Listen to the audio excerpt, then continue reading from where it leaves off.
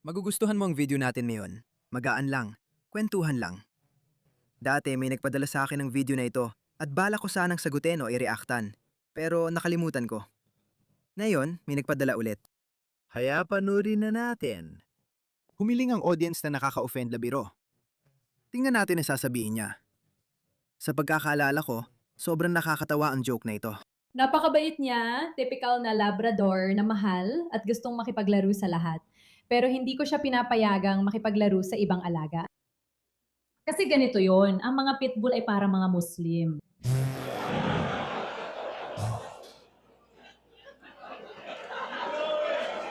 Ituloy mo lang.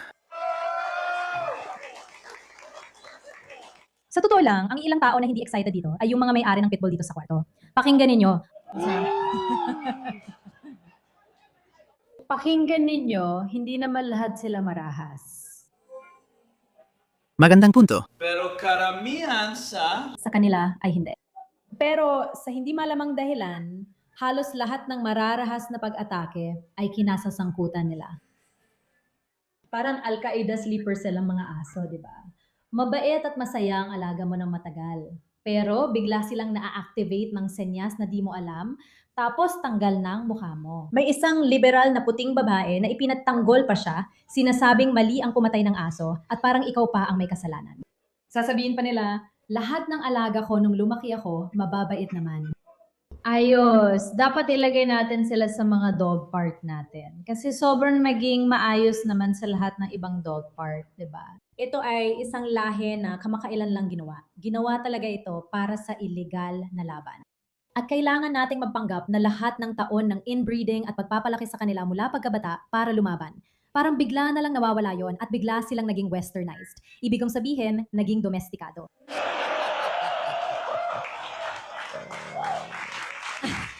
Pansin niyo ba mga pare? Ang bilis magbago ng kultura natin. Ang dami niyang palakpak na natatanggap. At mapapaisip ka kung ito ba ay isang ginagamit na pit. At alam mo, hindi ito. This isang metapora para sa kahit ano. Hindi.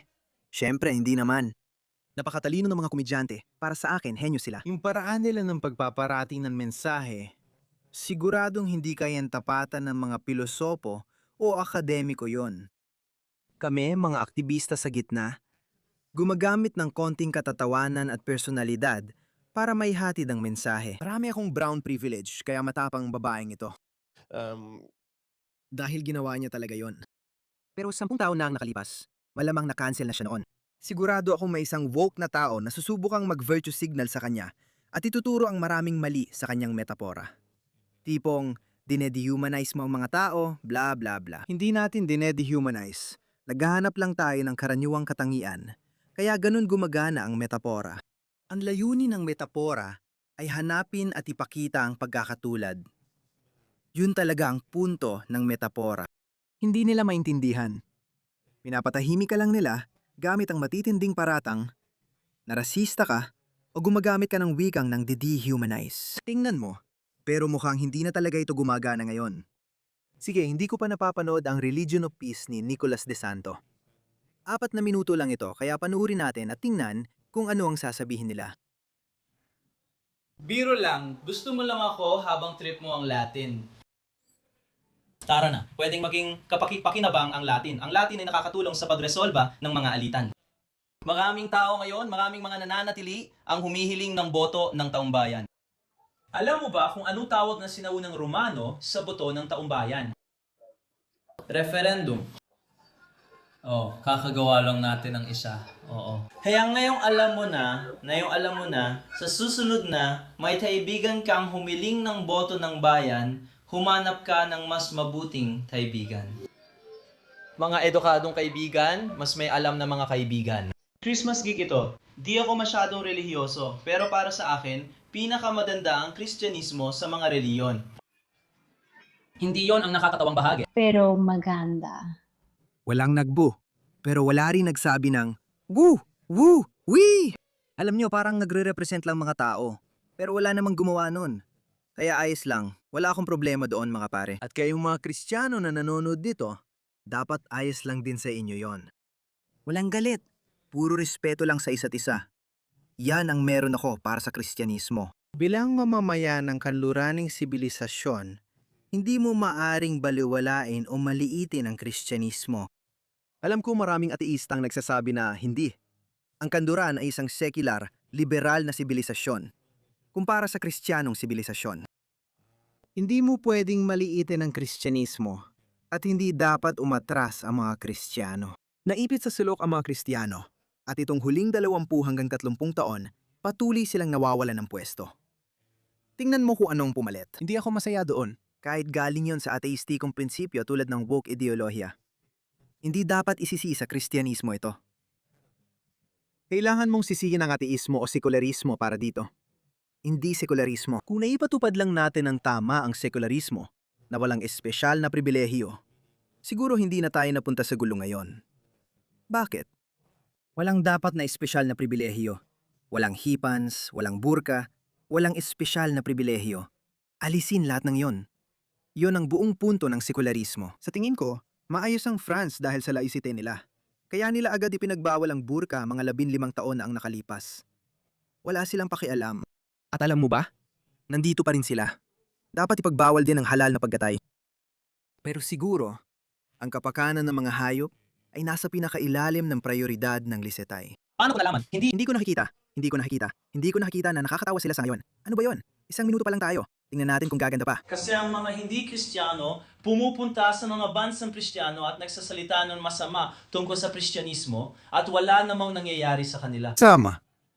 Nakakagulat talaga, parang mali, di ba? Sa ibang bansa, wala namang ganito. Tama, mga kaibigan? Napansin niyo ba? Pasensya na. Papayagan ko siyang magsalita. Sinabi niya kanina na hindi siya masyadong relihiyoso. Maaring agnostiko, ateista, o hindi ganong debotong Kristiyano. Pero maganda naman yon, hindi ba? Kahit ang mga hindi Kristiyanong tao na may kanduraning pinagmulan, ay nagsisimula ng makita ang kalokohang ito. Kaya mga tao, yan ang kailangan natin. Kailangan natin. Maraming kanluraning ateista ang nagkokomento sa mga video ko at sinasabing dapat nang itigil ang kalokohang ito. At pinipipili nila ang panig ng Kristyanismo kahit na hindi sila naniniwala sa mga doktrinang Kristiyano.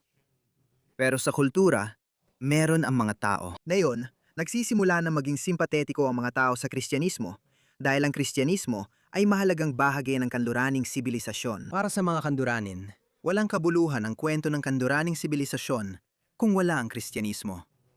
Siguradong totoo ito. At dahil doon, dahil ako ay malaking tagahanga at naniniwala sa kanluraning sibilisasyon at kataasan, kaya kailangan kong bigyan ng kredito ang Kristyanismo at nirerespeto ko ang Kristyanismo.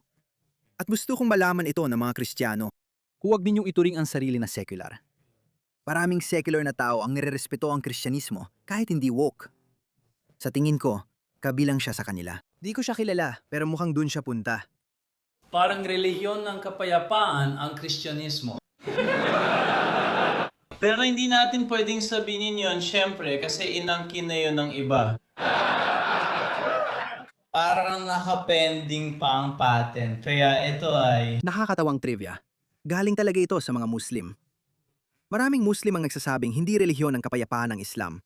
Sinabi rin ito ni Muhammad Hijab. Nakita ko ring sinabi ito ni Daniel Kikuchi at ng maraming scholar na Muslim dahil mismong Quran ang nagsasabing hindi relihiyon ang kapayapaan ng Islam. Si Muhammad din ang nagsabi nito. Ipinadala ko ni Allah para ipalaganap ang Islam sa pamamagitan ng takot. At mismong Quran ang nagsasabi na maghahasik ako ng takot sa puso ng mga hindi Muslim o mga di mananampalataya. Sinabi ni George W. Bush na ang Islam ay relihiyon ng kapayapaan para bawiin ang nauna niyang pahayag na isa itong krusada. Sinabi niya na parang krusada ito, kaya binatikos siya at binawi ang pahayag.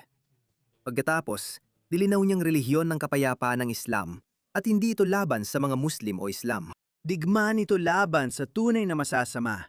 Tingnan mo yon. At pagkatapos, dahil sinabi ito ni George W. Bush, kahit ang mga Muslim, lalo na ang mga moderadong Muslim, mga Muslim na hindi lubos na nakakaunawa tungkol sa Islam, kumapit sila doon. At ang mga woke, liberal at mga kaliwa ay kumapit din doon. Pero ang mga taong may alam sa Islam, mga eskular ng Islam, hindi nila kailanman sasabihin na ang Islam ay relihiyon ng kapayapaan. Hindi nila sinasabi yon dahil alam nilang hindi totoo. Nagpunta ang lalaki sa patent office. Hello! Nais kong irehistro ang Islam bilang relihiyon ng kapayapaan. Sir, may promo kami ngayon. Kung magpaparehistro kayo ng 5 bagay sabay-sabay, malaki ang diskwento. Gusto kong ipatente ang pagmamaneho ng truck papasok sa Christmas market. Pagpapabangga ng mga eroplano sa mga skyscraper.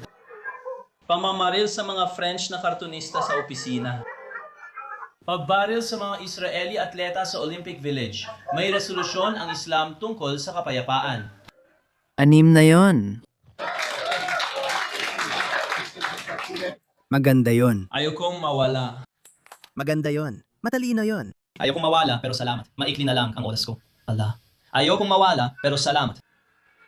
Sige po sir, wala akong nakitang problema sa aplikasyon ninyo. Isusumite ko na ito. Huwag kayong mag-alala, totoo ang sinasabi ko. Ganito gumagana ang tamang pagsusulat ng komedya. Kung kulang ako sa simpatya ng audience, binabawi ko sa katumpakan at lohika. Hindi lang dito ako nagtanghal.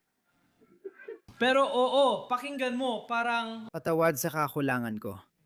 Pero meron ba talagang right-wing at left-wing na komedya? Institutionalized na ba ito? Naiintindihan ko kung bakit may mga komedyating mas hilig sa right o left-wing na ideolohiya. Pero dapat pareho silang may isang plataporma. Pero base sa sinabi niya, parang, alam mo yon, may ilang mga comedy theater na may right-wing na komedyante para mailahad ang paniniwala o biro nila nang walang takot sa ganti. Ganon din sa left-wing. Nakakatawa raw kasi nakakahati daw ito. Nakakatawa na sila ang naghati sa lipunan dahil sa pagiging balat sibuyas nila. At sila rin ang nagpasimula ng pagkansila sa mga tao. Lagi nilang sinasabi sa iyo na nakakahati raw ito. Matagal mo nang hinati. Hinati mo ang lipunan. Hinati mo ang lipunan sa iba't ibang lahi. Sa iba't ibang sexual na grupo, mga grupo ng sexualidad, iba't ibang sexual na oryentasyon, at iba't ibang kultura. Ginawa mo yan. Huwag ka nang umiyak na yon, na hindi gumagana ang idealistang utopia mo. Huwag ka nang umiyak na yon. Kailangan kong ipagtanggol ang Kristyanismo kasi yung dapat gumawa nito hindi ginagawa. Sabi ko nga, hindi mo mapagtatanggol ang Kristyanismo sa simpleng pagsuot ng nakakatawang sombrero, paglalakbay sa buong mundo at pag-iwas sa buwis. At kaya sa tingin ko, binigo tayo ng reyno na yon. Bago ba to sa'yo? Nagkaroon ka na ba ng British na barya? Oo, palaging may pangalan at titulo ng reyna sa ibabaw ng ulo niya sa kahit anong barya. Elizabeth ang ikalawa, FD, Na ang Fidei Defensor ay Latin para sa tagapagtanggol ng pananampalataya. Iyan ang kanyang titulo sa trabaho, iyan lang ang ilalagay nila sa barya. Ayokong magyabang, pero sa dulo ng palabas na ito, mas naipagtanggol ko ang Kristyanismo kaysa kay kanyang kamahalan. Sabi ni Jesus, mas naipagtanggol niyang Islam kaysa Kristyanismo. Maraming nagtatanong kung nagpalit na siya ng relihiyon sa Islam. Sa tingin ko hindi pa, pero ganun talaga. May mga bagay talagang mahirap intindihin. Bakit nga ba? Siguro dahil 80% puti pa rin ang Britanya at sariwa pa sa isipan ng tao ang mga kasamaan ng ikalawang digmaang pandaigdig. Kaya ganyan sila institusyonal. Ang henerasyong iyon, lalo na ang henerasyon ng mga boomer, ay talagang matatag sa hindi paglilipat sa kanan. Maaaring magpalaya ito ng mga puwersang di natin naiisip o kayang isipin. Siguro kaya natin, pero iniisip natin na may iisang direksyon lang ito. Hitler. Hitay-taya siguro sila traumatized, kaya sila ganun parang, sige, tuloy lang sa pag-adjust. Pero masamang pulisya yan. Hindi ito gumagana dahil napoprovoke mo yung 80 o 70% ng publiko. Alam ko marami sa kanila ay woke. Pero unti-unti na silang nawawala mga pare. Totoo yan. Araw-araw ko nakikita. Parami ng parami ang mga tao sa social media na dati ay kaliwa, dati ay sobrang woke. Pero ngayon, hindi na sila ganon. Kasi wala na talagang sense.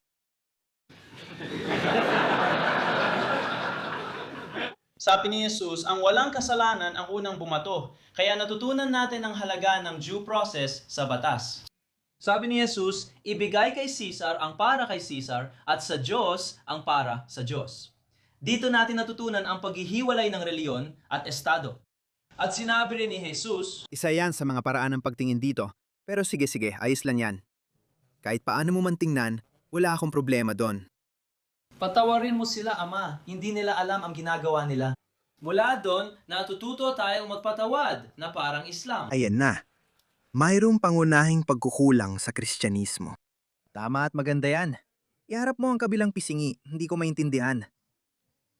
Hindi mo iharap ang kabilang pisingi. Iikot mo sila at... Kaya ang Kristyanismo ang nagbigay sa kanluraning sibilisasyon ng pagiging pinakamahusay na sibilisasyon at sa totoo lang, kung hindi ka sang-ayon na ang kanluraning sibilisasyon ang pinakamahusay, malaya kang ipahayag ang iyong pagkadismaya gamit ang Latin alphabet sa iyong telepono na naimbento ng isang puting lalaki na puno ng tinatawag nilang toxic male masculinity. Sabi ng mga Amerikano, si Alexander Graham Bell daw. Sabi ng mga Italiano, si Antonio Meucci daw. Hindi mahalaga para sa usapan natin ngayon kung sino talaga, pero si Melucci yun. Okay? Si Melucci yun. Parang si Alexander Graham Bell ang unang nakapunta sa patent office. Alam na rin natin kung paano ito gumagana. Hindi ganun kasinop sa background check at iba pa. Sige. Sa tingin ko, paubos na oras ko. Kung gusto niyo pa marinig tungkol sa akin, lumabas pag-break, pumunta sa lobby at kulitin si Andrew para mabook niya ulit ako. Sige, hindi naman masama. Hindi ito ang pinakanakakatawang stand-up na napanood ko. Pero matalino siya. Malaki ang respeto ko sa mga komedyante dahil kakaiba ang paraan nila ng pag-abot sa tao na hindi kayang gayahin ng iba. May limitadong kalayaan ang mga aktivista sa US, mga YouTube activists o mga social media influencer. Pero limitado rin ang dami ng pwede naming sabihin dahil sa mga patakaran ng platform. Kaya naman nagsimula ako ng bagong programa para lang sa mga miyembro at patron kung saan mas malaya akong nakakapagsalita. At marami akong binabanggit na mga salita, hindi mga mura, kundi mga salitang sinusubukan naming ibalik sa talakayan. Pero alam mo na, hayos lang naman yon. Isa pa itong natutunan ko na talagang interesante. Habang umuusad ang mga naglalabang naratibo, sumasabay ring magbago ang wika mo. Mga salitang hindi maintindihan, lubos na hindi angkop 10 taon nang nakalipas. Ang mga salitang iyon ay naging ganap na kinakailangan na yon upang maipahayag mo ang iyong pananaw. Hindi ako naniniwala na kailangan mong hinaan ang pananalita para bumaba ang tensyon. Hindi yon ang paraan. At tiyak na hindi ganon ang paraan kapag ang kabilang panig ay hindi nare-respeto ito. O kapag ang kabilang panig ay may hindi patas na kalamangan sa iyo, o mas kontrolado nila kung paano nangyayari ang mga bagay-bagay. Kasi, alam mo, sa nakaraang 10 o 15 taon, sumobra na ang kaliwa. Nagsimula silang mag-cancel ng mga tao kaliwat kanan. At nakita natin ang naging resulta nito. Kaya lumaban ng kanan, bumalik na may mas magagandang argumento. Pinanood ko ang panayam kay Charlie Kirk. Medyo na konsensya ako na hindi ko siya pinansin noon. Dahil dumadaan din ako sa sarili kong muling pagsusuri. Kaliwa ako pero hindi woke. At ngayon ay unti-unting nagiging konserbatibo. Kaya siguro, hindi ko nakita ang pangangailangang pag-aralan si Charlie Kirk. Ngayon, napanood ko ang ilang clip niya at naisip ko, ang talino pala niya. Nakakabilib kung paano niya pinatigil ang mga komunista, marksista at woke na payaso. Kaya pala galit sila sa kanya. Dahil hindi siya kagaya nila at napakagalang niya. Hindi siya gumagamit ng mapanlait na salita na sa tingin ko ay dapat gamitin dahil ginagawa din ng kabila. Alam mo, ginagamit nila ang salitan racist at bigot hanggang sa magsawa ng lahat, hanggang sa mawala na ng saysay ang mga salitang iyon. Ilan ang nawalan ng trabaho dahil dito? Hayaan mong ipakita ko sa iyo ang kwentong ito. Nakita ko ang kwentong ito. Oo, tingnan mo ito. Nagulat ako nang mabasa ko ang kwentong ito. Ilan kaya ang mga taong ganito? Tingnan mo ang lalaking ito. Isipin mo Isipin mong dental hygienist ka na nakatira sa Sweden. Alam mo, yung utopia, yung sosyalistang utopia, mula sa isa sa mga pinakamasayang lugar sa mundo, naging isa sa mga pinakabasurang lugar sa mundo. Na yun, tinutulungan mo ang mga batang migranteng may problema sa ngipin dahil bumaha ng maraming migrante mula sa third world na bansa sa Sweden. Bilang bahagi ng trabaho mo, sinasuri mo ang pag-usbong ng wisdom teeth ng mga bata at napansin mong 80% sa kanila ay may ganap ng nabuo na wisdom teeth. Bakit? Alam na natin yan noon pa. At ito rin ang dahilan kung bakit natalo si Tommy Robinson sa kaso laban doon sa batang Syrian. Dahil sinabi ni Tommy Robinson na 17 o 18 taong gulang na raw ang batang Syrian at hindi na dapat nag-aaral sa eskwelahan. Hindi niya napatunayan dahil hindi naman dala ng mga taong ito ang kanilang birth certificate o passport at sinaksak pa niya ang isa. Paulit-ulit yan binabanggit ni Piers Morgan. Inakusahan mo siya pero natalo ka sa korte at kailangan magbayad. Oo, natalo siya dahil di niya napatunayan. Hindi niya makuha ang birth certificate ng mas matandang batang Syrian na yon. Kaya siya natalo at alam nating scam yon. Maraming migranteng 18 o 19 na, pero sinasabi nilang 13 o 14 sila. Walang ibang paraan para matukoy ito. Napansin niya na 80% ng mga batang yon ay ganap lang tumubo ang wisdom teeth, kaya malinaw na matatanda na sila. Lampas 18 taong gulang. Imbes na pahalagaan siya sa nadiskubere niya at sabihing, ayos, magaling. Alam mo ba kung anong ginawa ng mga woke sa gobyerno? Sinabi niya ito sa Swedish Migration Agency at pinayuhan siyang isulat ito. Sabi niya, sige, bahagi ako ng sibilisadong mundo. Ilalagay ko ito sa sulat. Isinulat niya yon na may halimbawa ng mga pasyente. Kalaunan, nasuspinde, inimbestigahan at tinanggal siya sa trabaho dahil sa paglabas ng pribadong impormasyon ng mga pasyente. Nangyari ito kay Bernd Harlitz noong 2017 sa kasagsagan ng wokeism. Lahat ng bagay noon ay woke, mga pare. Bawat isang bagay ay woke. Kung natatandaan ninyo, sinubukan ng Amerika lumaban at naging presidente si Trump noong 2016. At bilang resulta, bilang epekto, lahat ng iba pang mga bansa sa kanluran ay lalo pang lumihis pakaliwa. Naalala niyo ba ang Trump derangement syndrome? Kaya yun ang paraan nila ng pagwawasto ng direksyon. Namumapela siya sa hindi makatarungang pagtanggal, sa huli ay natalo siya at pinagmulta ng $50,000. Lalo pa nilang pinatindi, mga kaibigan. Nahaharap siya at pamilya niya sa matinding problemang pinansyal at muntik mawala ng bahay. Pero may ilang mapagbigay na konserbatibong taga-suporta na tumulong at nagtipon ng pera para sa kanya. Si Bernd ay wala pa ring trabaho. Dapat sana'y nagpunta siya sa Amerika, ang lupain ng oportunidad at kalayaan. Kahit na kulang sa dentista, ang Gotland. Noon, tinawanan ng Sweden ang mga pagsusulit at sinabing diskriminatibo at may pagkiling ang mga ito. Simula nang ipinatupad ang malawakang pagsusuri sa ngipin, gamit ang National Board of Forensic Medicine, nakatanggap si Bent ng medalya imbes na paninira o pagkawala ng trabaho.